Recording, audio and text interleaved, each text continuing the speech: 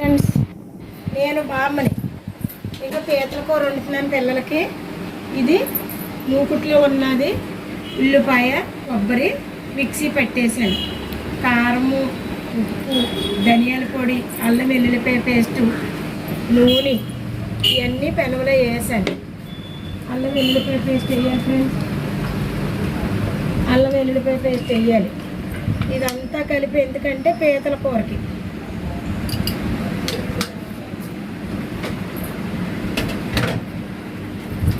Hi friends, ఇక పీతలు పచ్చిమిరపకాయలు శుభ్రంగా చేసుకుని కడుక్కొని కోపలో పెట్టుకున్నాను. ఇదంతా తయారయిన తర్వాత కలిపేసి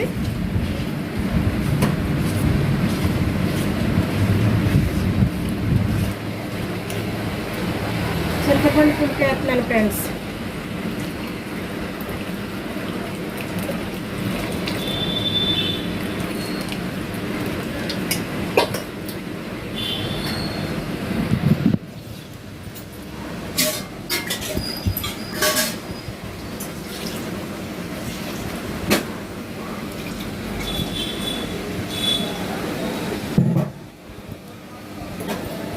ఈ పెనంలో కలిపిన ఉల్లిపాయ ముద్దలో ఫ్రెండ్స్ ఇదో పీతలు వేసేసాను ఫ్రెండ్స్.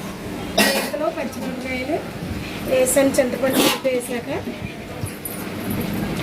దీని మీద కొంచెం కొత్తిమీర వేసుకొని పొయ్యి మీద పెట్టుకొని ఉడికిన తర్వాత దించేసుకోవట్లేదు ఫ్రెండ్స్. ఒకసారి చెట్టుకో చింతపండు వేసేస్తే అయిపోయినట్టు. కొత్తిమీర వేసేద్దాం సరిపోయినా పొయ్యి మీద ఓకే ఫ్రెండ్స్, ప్రాసెస్ అర్థమైంది కదా. ముందుగా మనం కొబ్బరి ఉల్లిపాయలు మిక్సీ ఆడేసుకోవాలి ఫ్రెండ్స్. ఫస్ట్ పీతలు నీట్గా చేసుకోవాలి. తర్వాత ఉల్లిపాయ కొబ్బరికాయ కూడా వేసింది ఫ్రెండ్స్. ఇందులోనే టేస్ట్గా అది మిక్సీ ఆడేసుకుంది ఫ్రెండ్స్.